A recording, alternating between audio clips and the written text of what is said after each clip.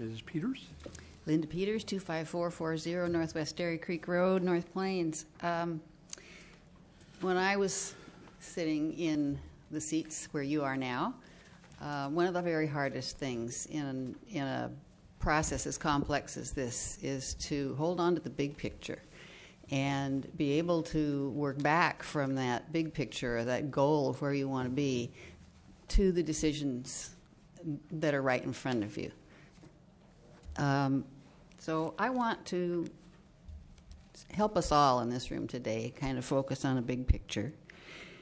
And maybe that will get us to some areas of commonality that haven't been foremost in our minds as we've listened to all these different interpretations about what's going to be best for people's own interests and neighborhoods. First, I think we can probably all agree that whoever's living here in the next 40 to 50 years is going to need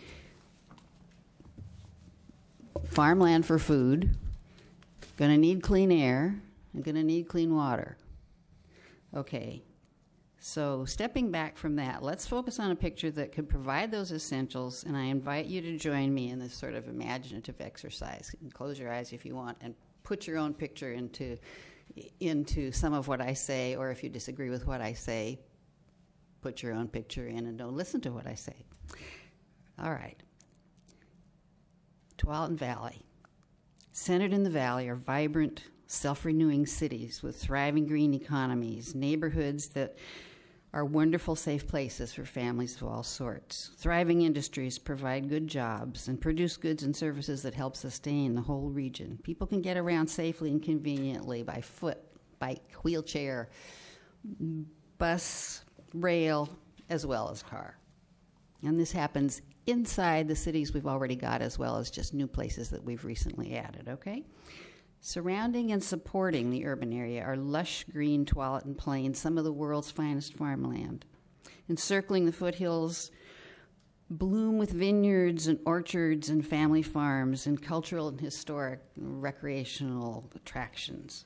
In our upper valleys and on our ridge tops, the deep green forests still shelter our watersheds and our wildlife. They welcome us for hikes and picnics. They yield useful products, and beyond, Mount Hood and Mount St. Helens still stand bright and white in the clear air just like they're doing today. They're sort of our distant sentinels. All right. This reserves process gives us tools that may serve that vision. The first tool, I believe, is the designation of rural reserves to protect the Tualatin Valley's foundation farmland. You hear all of these conflicts with transportation problems and so on. That's what the rural reserves can help with. Smart growth does not start with paving over farmland. Time's up.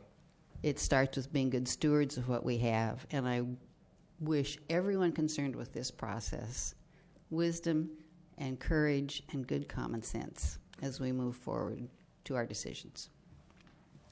Thank you, Linda.